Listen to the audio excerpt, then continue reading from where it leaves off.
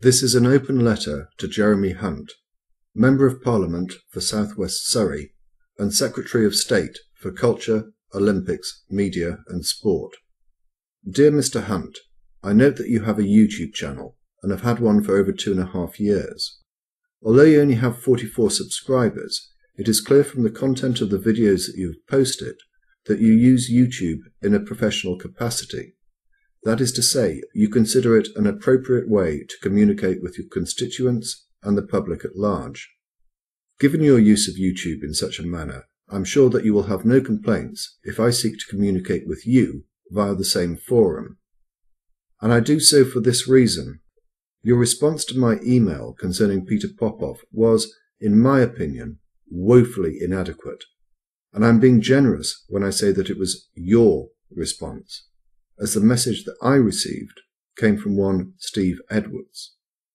In that message he did little more than state the facts of which I was already aware and which I had included in the message that I sent to you. I strongly suspect that you either did not read my email or paid little or no heed to its contents. I find support for this proposition in the fact that when others sent you a similar email, they had identical responses to mine, albeit they were sent from different people within your department or organisation. Although I've sent you a further message, I'm not confident that it will receive any more attention than the previous one, nor will it engender a more constructive response. So let me reiterate my concerns. Peter Popoff is a conman, a fraudster, and a charlatan. This is a matter of fact, not opinion. In 2008, Ofcom upheld a complaint made about his programmes, which were then broadcast on Passion TV. As a result of their findings, he was effectively removed from television in the United Kingdom.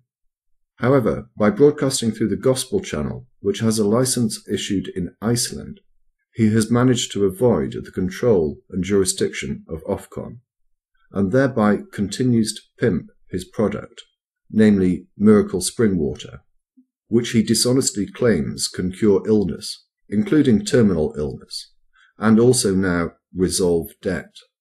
Mr. Hunt, was your somewhat unhelpful response to my email due to the fact that you may believe that Popoff's spring water is actually effective and does what it says?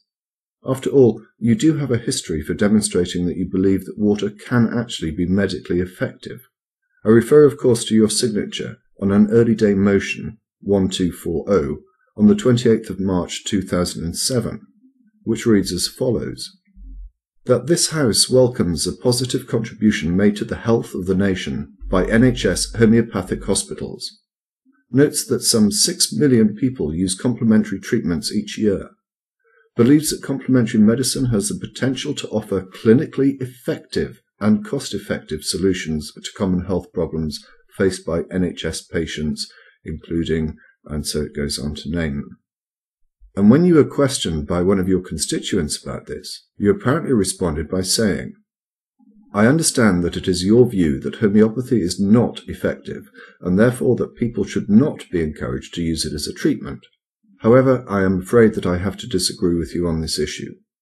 Homeopathic care is enormously valued by thousands of people, and in an NHS that the government repeatedly tells us is patient-led, it ought to be available where a doctor and patient believe that a homeopathic treatment may be of benefit to the patient.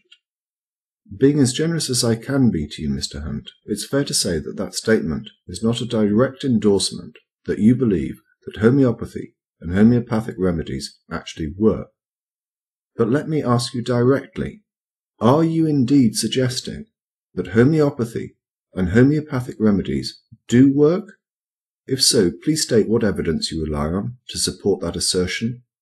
If you're not saying that, then are you, an elected Member of Parliament, an appointed minister, advocating the spending of millions of pounds of public funds on a placebo? Which is it, Mr. Hunt? But anyway, back to Popoff. Mr. Hunt, you, like some, may consider that this is an inappropriate issue with which to interfere. Why tread on the sensitivities of those who firmly believe in him and his water? It's a matter of faith and religion, you might say. Alternatively, you may take the view, as a minority do, that if some people are so gullible to fall for Popoff's scams, then bad luck to them. In relation to the first, I would say this. I am not attempting to interfere with religion or people's rights to religious beliefs.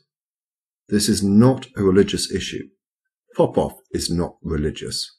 This is a matter of crime prevention. If it's the latter, what if it was your mother, if you have one, that was being ripped off and scammed by Popoff, out of her savings and her future? What if it was an elderly relative, if you have one, or a friend, if you have any? What would happen, Mr. Hunt, if there was a used car salesman at the end of your street? A crooked used car salesman. A salesman selling cars that he knew could, and in some cases probably would, cause the death of the driver, and maybe others. Would you be happy to say to your voters, caveat emptor, let the buyer beware, good luck on the salesman if he can scam people out of their money? Of course you wouldn't. What is the difference with Popoff? He is directly responsible for people's premature deaths and suffering. He is responsible for scamming people out of their money. As I say, this isn't a matter of free speech or religion. It is a matter of preventing a crime. What are you going to do, Mr. Hunt? Now, you may turn around and say, well, there's nothing I can do. It's a matter of law. It's out of my hands. If that really is going to be your response, then I would remind you that you have entered into politics in order to make a difference. And now that you have obtained a high office, are you suggesting that you have either lost that drive to make a difference, or you've become even more impotent? You can't make a difference?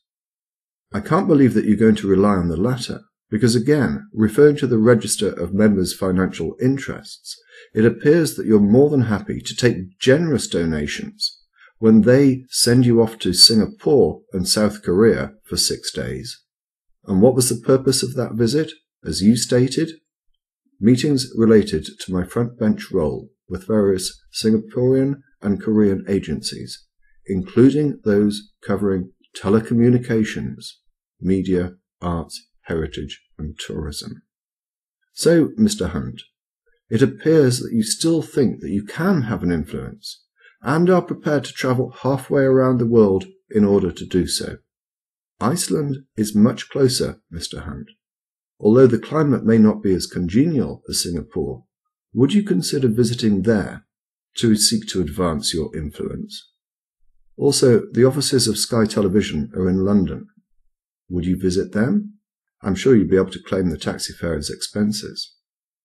In short, Mr. Hunt, will you use what influence you have to seek to prevent a con man from exploiting vulnerable people in the United Kingdom, some of which, of course, are members of your own constituency? Mr. Hunt, if you feel inclined to respond to this video, by video, then you can post it as a response. Unlike you, I accept video responses automatically. Your response need only deal with 2 issues. Firstly, do you approve of Peter Popoff being able to broadcast in the United Kingdom? Secondly, if you do not, what are you going to do about it?